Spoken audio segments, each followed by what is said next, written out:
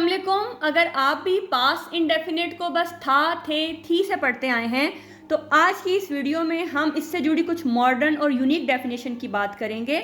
लेकिन उससे पहले हम इसके नाम के बारे में जान लेते हैं, क्योंकि हम हर वीडियो में हर टेंस को उसके नाम से पहचानते हैं और उसी को हम अपने कॉन्सेप्ट को क्लियर करने के लिए इस्तेमाल कर रहे हैं।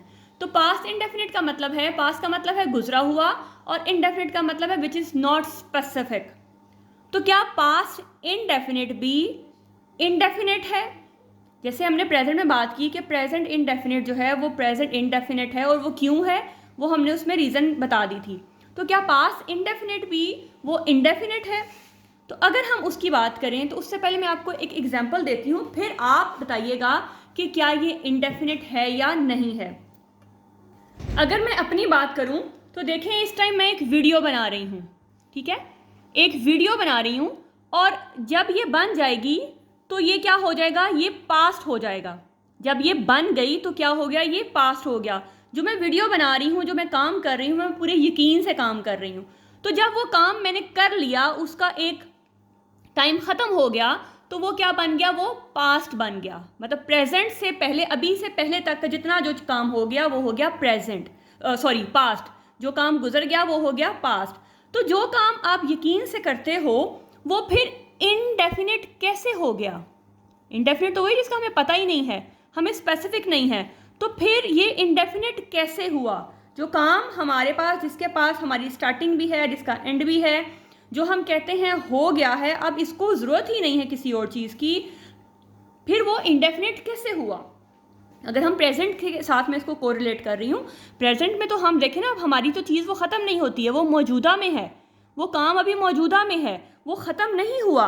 तो जब वो ख़त्म हो जाएगा, फॉर एग्ज़ाम्पल देखें, अगर मैं ये कहूँ या आप किसी फ्रेंड से मिलते हैं, तो अगर वो पढ़ रही है या वो पढ़ती है, तो हम एक सिंपल एग्जांपल है, वो पढ़ती है या वो पढ़ रही है, दोनों ही हमारे एक प्रेजेंट है और एक कॉन्टिन्यूस है, ठीक है, प्रेजेंट का। वो पढ़ रही है, सॉरी, ठीक है। तो आपने देखा कि वो पढ़ती है या वो पढ़ रही है, तो जब आपने घर आके बात करनी है तो आप ये तो नहीं कि वो पढ़ती है, वो पढ़ रही है। तो वो जब आपके होने तक पढ़ती है, पढ़ रही है, तो जब आप घर आए हो तो वो टाइम आपका किस में कन्वर्ट हो गया है, वो हो गया है पास्ट में, ठीक है। तो यानी कि वो काम जो है, जिसका वो स्टार्टिंग था आपने देखा और उसकी एंडिंग भी आपने देख ली, जब आप आए तो वो काम आपका ख़त्म हो गया, तो वो आपके पास पास्ट बन गया। हर आने वाला लम्हा हमारा जो है वो पास्ट की तरफ जा रहा है। तो जिस चीज़ के लिए हमें पता है कि ये काम ये ऐसे हुआ है या हमने ऐसे कर लिया है, तो फिर हमने उसको इंडेफिनिट क्यों कहा, फिर हमने इसको इंडेफिनिट किस वजह से कहा? अब उसकी रीज़न क्या है? जब टेंसेस के नाम रखे जा रहे थे, तो जैसे प्रेजेंट इंडेफिनिट का नाम रखा गया, तो इसको भी उससे कोरिलेट कर दिया कि अच्छा वो प्रेजेंट है तो ये पास्ट है, और साथ में इसको पास्ट इंडेफिनिट टेंस कह दिया गया। लेकिन जैसे जैसे ये कह लें कि टेक्नोलॉजी बढ़ती गई या एवोल्यूशन होती गई और रिसर्चेज होती गई, तो ये कहा गया कि ये पास्ट इंडेफिनिट टेंस नहीं है। मीन्स के पास तो है लेकिन इनडेफिनिट नहीं है, क्योंकि जो काम हमारा गुजर गया है उसकी एक स्टार्टिंग और एक एंडिंग पॉइंट हो गई है, वो हमें पता लग गया कि ये काम हो गया है। तो जब हो गया है तो फिर हमें उसके लिए क्या ज़रूरत है कि हम उसके लिए कहें कि ये इनडेफिनिट है, तो इसका मतलब वो डेफिनेट है। फिर इसका नाम चेंज क्यों नहीं हुआ? नाम चेंज इसलिए नहीं हुआ, अगर मैं आपको एक छोटी सी एक पहले फनी एग्जाम्पल देती हूँ, फिर मैं लॉजिक के साथ दूसरा और बात करती हूँ। एक बच्चा पैदा होता है, उसका नाम हम रखते हैं शेर। माँ बाप बड़े प्यार से उसका नाम रखते हैं शेर, और उसको शेर की नज़र से, मतलब उसको जो जितनी भी शेर की क्वालिटीज़ है ना, वो अपने बच्चे में उनको नज़र आती है कि ये बहादुर होगा, ये बड़ा जो है वो डरपोक नहीं होगा, ये ख़तरों से जो है वो खेलने वाला होगा, ठीक है, इस तरह से उनके जहन में आता है। लेकिन जैसे जैसे वो बच्चा बड़ा होता जाता है, अगर वो बहुत ही डरपोक निकल आए, वो बिल्ली से भी डरना शुरू कर दे, तो क्या हम उसका नाम बदल के शेर से बिल्ली रख देंगे? नहीं ना, पुकारा तो उसको शेर ही जाएगा, उसका नाम नहीं बदला जाएगा। तो same is the case with past indefinite, इसका नाम जो है वो नहीं बदला गया। अब नाम अब क्या रखा गया, पहले एक दो और एग्जांपल देती हूँ। साइंस की अगर हम बात करें तो साइंस में आपने बहुत सारी चीज़ें ऐसे पढ़ी होंगी जो पहले कुछ और थी, अब वो आहिस्ता आहिस्ता सॉरी, जैसे अगर हम सोलर सिस्टम की बात करें तो पहले कहा था कि इसमें 9 जो हैं वो प्लैनेट्स हैं, लेकिन अब कहा जाता है कि जो प्लूटो है वो नहीं है और अब इसमें 8 हैं। तो क्या इसका नाम जो है वो सोलर सिस्टम से बदल के कुछ और रख दिया? नहीं ना, है तो सोलर सिस्टम ही। इसी तरह साइंस में और भी बहुत सारी चीज़ें हैं, जब रिसर्चेस होती हैं, बहुत सारी डेवलपमेंट नहीं होती है, कुछ इन्वेंशंस होती हैं, तो चीज़ें जो हैं वो चेंज हो जाती हैं, लेकिन उनकी डेफिनेशन चेंज हो जाती है, उनका जो नाम है वो वही चलता रहता है। तो पास्ट इंडेफिनिट के साथ भी ऐसा ही है कि इसका नाम तो यही रहा, लेकिन इसकी डेफिनेशन जो है वो मॉडर्न इंग्लिश के मुताबिक थोड़ी चेंज हो गई है। वो मतलब उसमें वैरायटी आ गई है, उसमें चीज़ों को ज़्यादा जो है वो कह लें कि रेंज दे दी गई है। तो अब हम इसको आप अक्सर बुक्स में देखेंगे पास्ट इंडेफिनिट के साथ पास्ट सिंपल भी लिखा होता है, या मोस्टली पास्ट सिंपल ही लिखा होता है। तो अगर पास्ट इंडेफिनिट लिखा है, पास्ट सिंपल लिखा है, तो एक ही बात है, लेकिन अब मॉडर्न इंग्लिश जो है वो ज़्यादा प्रेफर करती है पास्ट सिंपल टेंस को। तो चलिए अब मैं इसको आपको डेफिनेशन इसकी बताती हूँ मज़ीद डिटेल के साथ। चलिए अब देखते हैं। Past indefinite tense, past simple tense means के single action and before present and it doesn't matter how long ago. इससे कोई फ़र्क नहीं पड़ता कि वो कितना पीछे से है या कितना पहले है, चाहे वो एक दिन पुराना है, चाहे 10 मिनट पहले है, चाहे 2 मिनट पहले है, चाहे 100 साल पहले है, वो पास्ट में ही शामिल होगा। और सिंगल एक्शन, अब यहाँ पे सिंगल एक्शन 90%, ठीक है। अब जो बाकी मैंने बोला है वो मैं आगे तो अब एक्सप्लेन करूँगी, तो फिर मैं बताऊँगी कि उसमें सिंगल एक्शन के अलावा और कैसे एक्शन अगर आएगा तो वो किस सेंस में आएगा, ठीक है। तो आप देखिएगा, actions in the past that occurred at a specific point in the past with a clear beginning and end, it is not indefinite or ongoing, it refers to complete action in the past। कि वो चीज़ जिसकी specific उसकी कोई starting है, उसका and है, उसको हम जो है इंडेफिनिट नहीं कहेंगे और ना ही हम उसको ऑनगोइंग कहेंगे, और it refers to complete action in the past. For example, he went to school yesterday, वो कल स्कूल गया, या just he went to school, तो बात खत्म हो गई, मतलब उसका स्टार्टिंग एंडिंग पॉइंट हो गया, वो स्कूल गया, एक्शन पूरा हो गया। अब ना इसमें कुछ और ऐड करने की ज़रूरत है, ना हमें ये चीज़ बता रही है कि ये प्रेजेंट में है, हमें ये क्लियर कट पता लग रहा है कि एक्शन जो है वो पूरा हो गया है, और पूरा किस में हुआ है, पास्ट में, इसका प्रेजेंट से कोई लिंक नहीं है। तो जब इस तरह की कोई चीज़ आएगी तो आपने वो चीज़ जो है कोई भी सेंटेंस जो है वो पास्ट सिंपल टेंस में आएगा। सो past can never be indefinite. So according to modern terminology, it prefers simple past to accurately convey that the action or events happened at a specific time in the past। चाहे उसमें time mention हो ना हो, जैसे yesterday, in the morning, in the evening, वो भी वो specific time को शो करेगा, अगर नहीं है तो भी वो स्पेसिफिक टाइम को शो करेगा, अगर yesterday नहीं है तो। जैसे he went to school, तब भी बता दिया कि वो किसी टाइम पे जब वो स्कूल गया है तो वो स्पेसिफिक टाइम में ही ऐड किया जाएगा।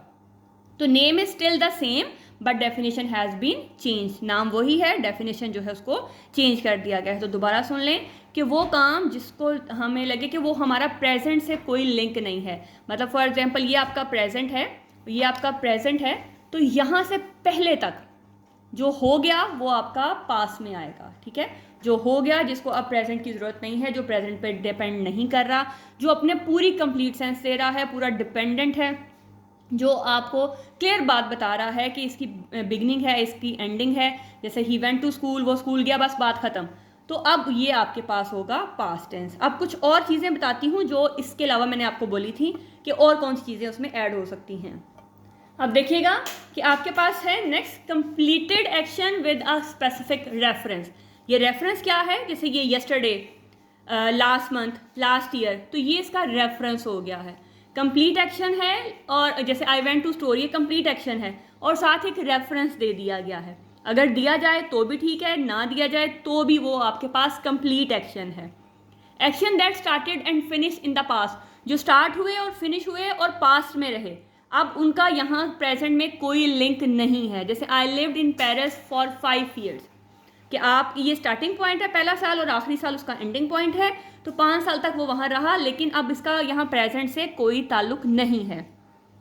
अब जैसे कहा कि सिंगल एक्शन होना चाहिए, लेकिन कुछ एक्सेप्शन थी, मैंने आपको कहा कि 90% था। अब यहाँ पे क्या थी कि पास्ट हैबिट हो और या रिपीटेड एक्शन हो, लेकिन उसका भी प्रेजेंट से ताल्लुक नहीं होना चाहिए। जैसे I use to play football every weekend, मैं खेला करता था, अब नहीं, ठीक है, ये उसकी पास्ट हैबिट थी, अब नहीं है। तो इस तरह की अगर चीज़ है, ये चाहे उसके सिंगल एक्शन में नहीं है, क्योंकि रिपीटेड एक्शन में आ जाता है ना, पास्ट हैबिट या रिपीटेड एक्शन जो रिपीट हो रहा है, जबकि हमने कहा था कि वो नहीं होना चाहिए। लेकिन अभी स्टार्ट में मैंने कहा कि वो किस सेंस में आएगा कि वो अगर अभी उसके साथ उसका कोई लिंक नहीं है तो फिर पास्ट टेट्स और सिचुएशन कि I was a student in 2019, कि मैं 2019 में एक स्टूडेंट था।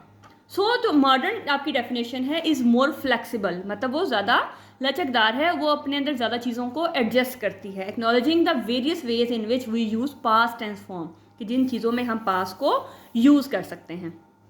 अब यहाँ देखिएगा रेफरेंस, जैसे मैंने बात की कि ये मोस्टली क्या करेंगे हमें, yesterday, last day, that day, last month, ago, before, once, इस तरह के जो आपके पास एडवर्ब हैं जो वर्ब को मॉडिफाई करेंगे ये भी इंक्लूड होंगे उसके अंदर।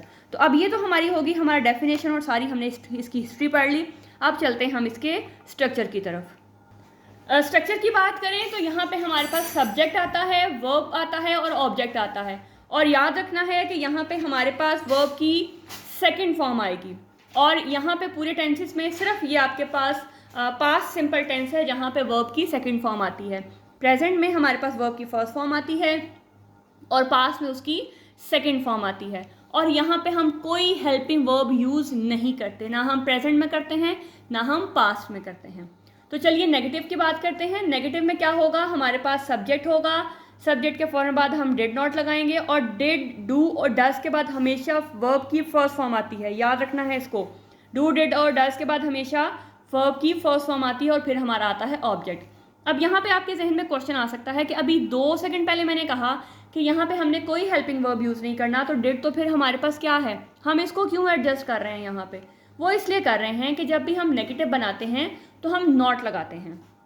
अब क्योंकि इसके पास अपना तो कोई हेल्पिंग वर्ब नहीं है, यहाँ पे जस्ट उसकी वर्ब की सेकंड फॉर्म है, तो इस नॉट को एडजस्ट करने के लिए हमने डू और डज लगाते हैं। उसकी सेकंड फॉर्म, जैसे यहाँ पे इसकी सेकंड फॉर्म है तो उसकी सेकंड फॉर्म डिड है, डू की सेकंड फॉर्म डिड है, तो यहाँ पे फिर हम उसकी सेकंड फॉर्म को एडजस्ट करते हैं, ठीक है, ताकि हमारा सीक्वेंस जो है, स्ट्रक्चर जो है वो ठीक रहे, हमारा सेंस बने, क्योंकि खाली नॉट के साथ हमारा जो सेंस है वो नहीं बनती है। इंट्रोगेटिव की बात कर लेते हैं तो यही डिड बाहर आ जाएगा, बाकी सब्जेक्ट, वर्ब और ऑब्जेक्ट आएगा और एंड में क्वेश्चन मार्क आएगा।